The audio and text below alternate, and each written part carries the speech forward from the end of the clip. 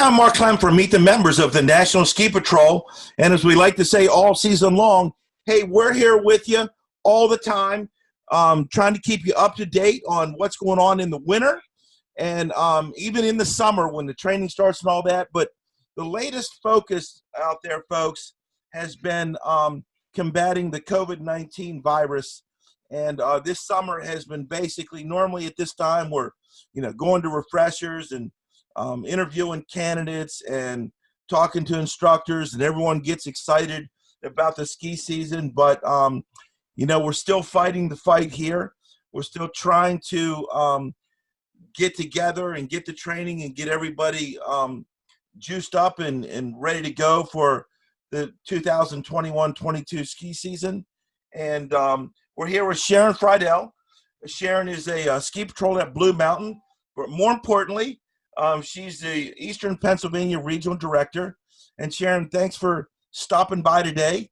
We had you on about a little over a month ago, and we're just going to ask you some more questions, and you can keep us up to date on what's going on out there. Sure, my pleasure.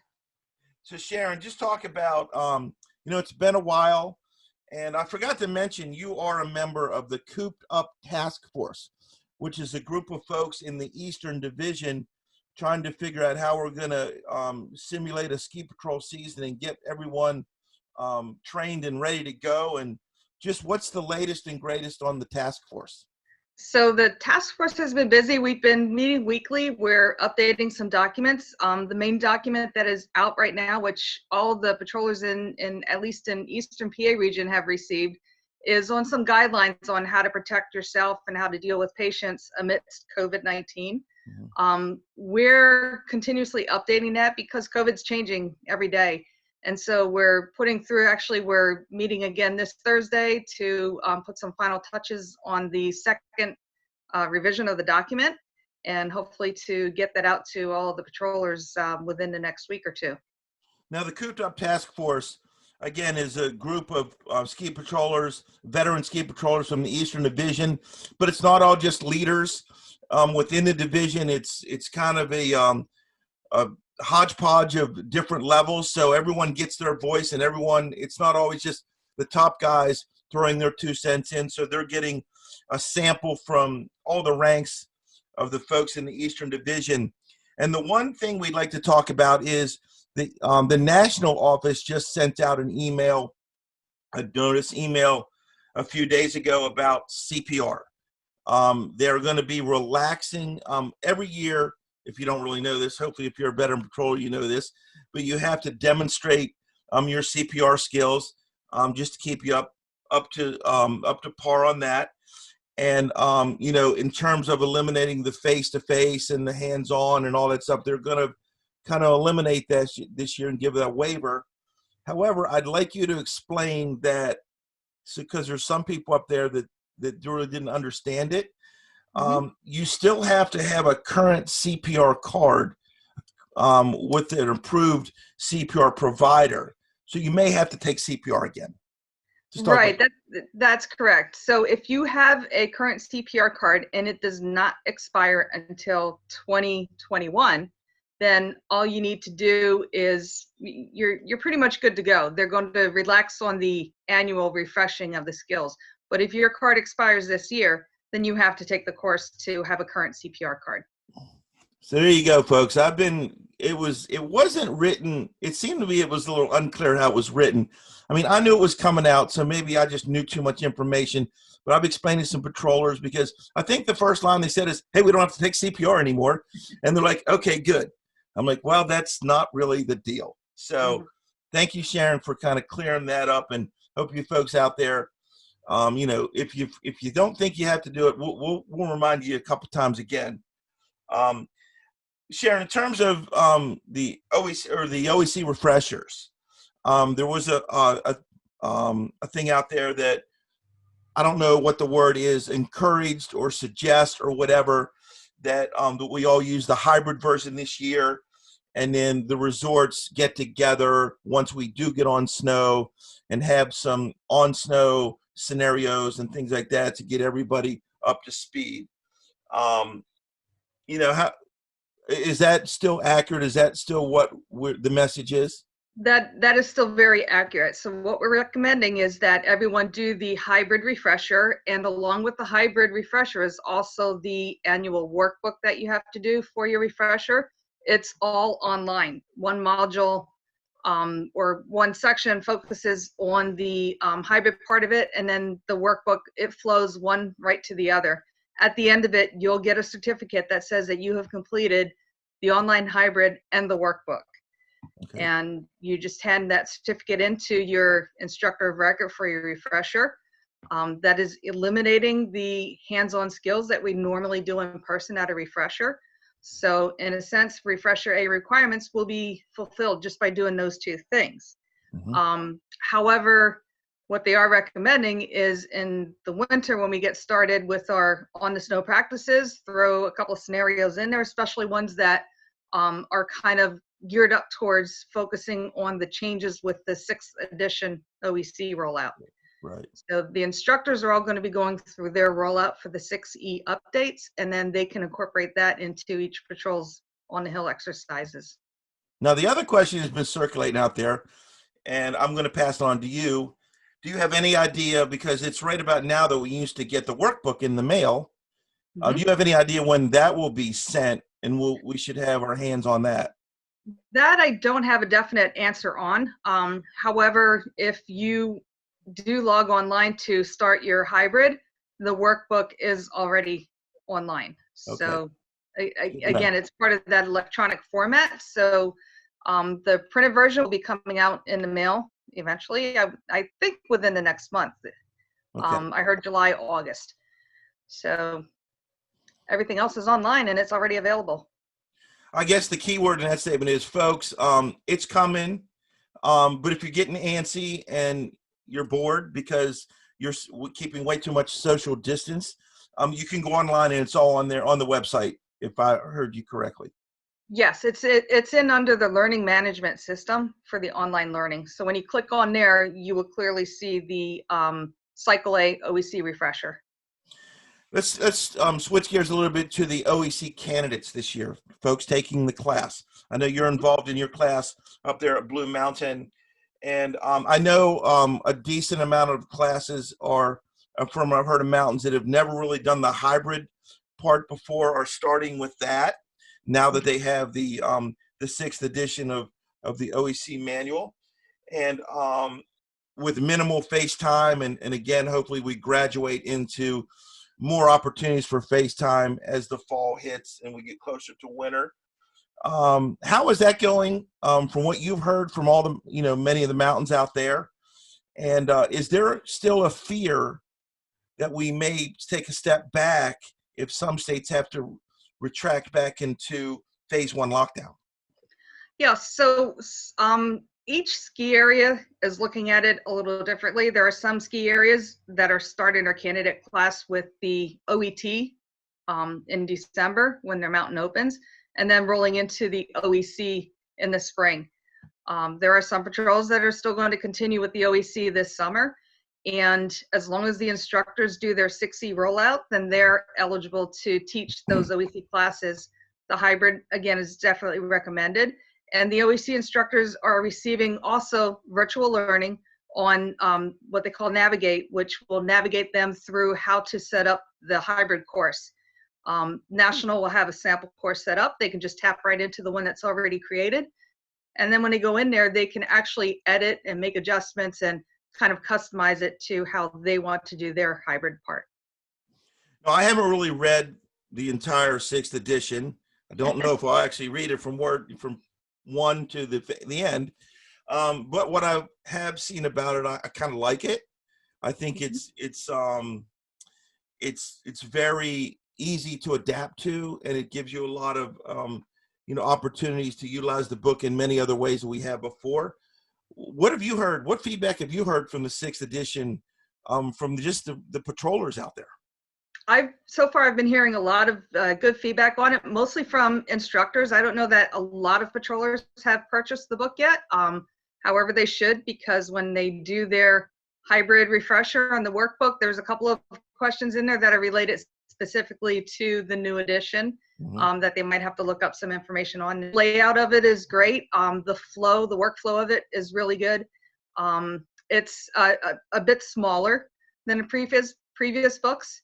And a nice part about it too is, they usually incorporate like the student workbook within the book, and the questions are at the end of each chapter. And if you turn the book upside down, you can read the answers right away too. So I really out the information is good.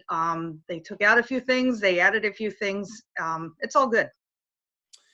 Well, that's what we like to hear. I mean, we're always trying to progress, and not that we're trying to make everything easier for the patrollers, but when you have that resource and you can adapt as we move on through the EMS world, the ever-changing EMS world, it's good to know that we're keeping up to status as members of the National Ski Patrol. Hey, again, I'm Mark Clem, your host for Meet the Members of the National Ski Patrol, and we're still here, folks. We're in the thick of it. We're still getting into training. We're at the mindset is we're going to be skiing this year. We're going to be patrolling this year. And so don't get discouraged if it's not coming as fast as normal, or some things aren't here right now. All I can say is not me per se, but the leaders of the National Ski Patrol are working on it and trying to make it all good. So we have lots of fun, and we do our job this winter. Now, moving on with that, Sharon, talk about the other kinds of training that the veteran ski patrollers get involved in with the SEM and the mountain rescue and the avalanche and all that. Is that planned on going, status quo? Yeah, so from what I understand, they're looking at the courses now. COVID is changing day by day, month by month. I think it's a little too far ahead to see what courses are actually going to go through.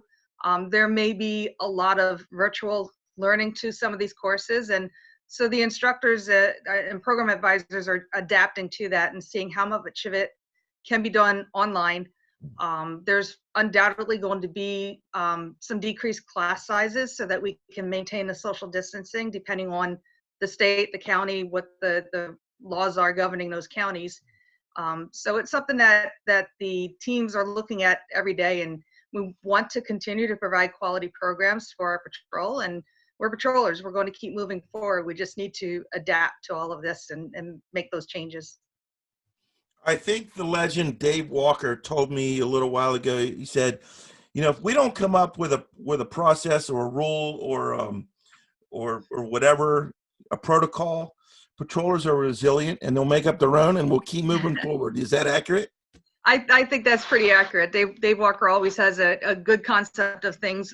There are some patrols that have already gone through their practical test for OEC from continuing from last year. They've contacted National. They came up with, a good game plan, and National approved it. That information is already published out to all the patrol directors in the division. And that was, homemade at a local patrol. So yeah, they're going to move forward and get it done. The one question, and I've asked this in a couple times with Cal Goldsmith and yourself and some other folks, that I keep bringing up the financial burden for there's more than 41 million people out of work. Has there been any more discussion or thought on the patrollers out there that might not be able to pay their dues this year? There has been some financial discussion on that. I do not have any updated information for you on that. I know part of the COVID task force, one of the teams is looking at protecting the patrollers' PPE, infection control wise. Another team is looking just at the financial aspect. There's another team looking at the meetings and programs. So there's so many different wheels turning on it, and that information will be coming out probably over the next couple months, definitely before registration, right? There you go. I just would feel, I don't think it's really right. And I know we'll protect our members, just to lose somebody for a frivolous, reason for that. Like I tell all patrollers, I don't have the answers, but I can tell you one thing, somehow, some way we'll get you through it. If you really want to patrol, we'll get you through it, and you'll be wearing a red jacket out there when the snow flies. Hopefully I'm not overstepping my boundaries on that. Um, I'm sure individual mountains will be working with them as well. They really appreciate what our patrollers do, and it's a thankless service. Most of them are volunteer, so we want to keep that trend going. I'll say amen to that. And I've tried to do a lot, tried to help folks get out there when they couldn't do it, and said, look, I'll make it right for you. Moving on a little bit, just I'm going to put you I'm going to put you on the spot here, and I'm not meaning any, I don't want to put you on the spot per se, but just talk about your overall vision on how patrolling is going to work in the Eastern Division, Eastern Pennsylvania region this year, because it seems to me, the world's different. Everything's different. It just, nothing's the same, even though sometimes you want to go to the beach and like, well, everything's, the water's still there and the sand's still there. And I was at the beach this weekend and I just said, there's just an interesting vibe there. Just talk about what you think the ski season's going to be like. What I think it's going to be like, we're probably going to be seeing fewer crowds at the areas, and that's probably going to be just mainly due to social distancing and county government ruling how many people we can have in attendance. If COVID keeps progressing, and there are a lot of states that have been upticking on their COVID cases, luckily Pennsylvania is one of the green ones yet, so I'm thankful for that. But you're probably going to see social distancing in the lift lines, and in order to do that, they're probably going to have to maybe restrict some ticket sales. Patrollers are going to have to approach their scenes differently. We talked about that before, as far as coming upon a patient and doing screening questions before they even get close to the patient. You may see some patrols limiting, depending on the size of the patrol, limiting how many people come in on shift, and maybe staggering their shift times instead of everybody showing up at one certain time, so that you don't have everybody in the locker room or the boot up room at the same time. You're definitely going to see a lot of screening procedures of personnel, including patrollers, getting their temperatures taken, making sure that they have a mask on to go out on the hill. So a whole bunch of different procedures coming through. And I think we're all getting used to that, and I think we all think that's going to happen as well. It's just, folks out there, if you're wondering why, it's about keeping us safe, it's about keeping the guests safe, and it's about keeping our sport intact so we can go out there and have fun, when the snow flies. So Sharon, I get to ask you all these questions. I'm sure you hear questions out there. What questions are you hearing, or what concerns are you hearing from not only your patrollers, but other patrollers that you run into, of the concerns they have for this year, and how do you answer those? Well, I think the main concern is how are we going to know or recognize if we have someone that we need to worry about if they do have COVID? And that right there is a matter of following the guidelines that we put out, and each area putting out their protocols on developing a process for approaching the patients and doing the proper screening, and then setting up the protocols for what to do with that patient if they do suspect COVID. A lot of the questions are around, is it safe if I'm going to be out there? When you think about the public skiing, most of those people are generally in good health. They're out there because they feel good, right? They're not at home, shaking chills and everything. So that alone right there helps us. They have questions about, are we going to be, expecting the same number of visitors? Is the area going to scale back a bit, or is the ski area even going to open? Right. There may be some smaller areas out there that may not even be able to open. So those are a lot of the questions that are coming through right now. We're answering them as best we can with the information that we have, work in progress, and a look and see as we go. That brings up another question that I didn't really have, but if there are mountains out there that aren't opening, is there a plan to kind of adopt those other patrollers and say, we don't want to lose you somehow? Like, come on over and play in our backyard? I'm sure that other mountains will welcome those patrollers on board. Just to, number one, for them to be able to continue ski patrolling, and number two, the mountains that are undoubtedly going to be needing the help. We don't know if some patrollers are thinking of scaling back this year, maybe taking the year off as alumni, or is everyone going to continue patrolling like they've been? So that's a bridge that we're going to have to cross as we get further into the fall and see who all is opening and who all is coming back. But I'm sure the resort managers and owners are, taking a look at what they're going to do. I guess the last thing is, I've been reading about the resorts in New Zealand, and I know they're way down there and we're way up here, but some of the mountains in New Zealand are saying record number of skiers this year as they get into their main part of the winter. Do you think that's encouraging for us? Do you think that's like, wow, maybe it'll trend here in the Eastern Division or trend in North America? That's definitely encouraging. Skiing is an outdoor sport, so you're definitely better off outside than eating in a restaurant right now. It's very encouraging, and I hope that flows to our country when we come across the winter. Again, we're going to know more about COVID when we get to that point in time, but it's definitely very encouraging. And they probably have some good snow conditions coming up too, so that helps. Yeah, That helps them all I coming saw out. some pictures in the man, it's 99 degrees here today, and I can tell you where I want to. Let's go. Yeah. Well, hey, Sharon, I appreciate you coming on as one of the great leaders of the Eastern Division, but a good friend, and more importantly, a regular ski patroller. We all put on the jacket and we all have fun. And I always said that whatever position I hold within the National Ski Patrol, I just want to be known as a ski patroller. I'm one of you guys. So hopefully you feel the same way. Same here. And Same again, here. I'm Mark Clem, your host for Meet the Members of the National Ski Patrol. Hey, folks, we're fighting the fight. We're going to win. I guarantee it. We got folks like Sharon out there.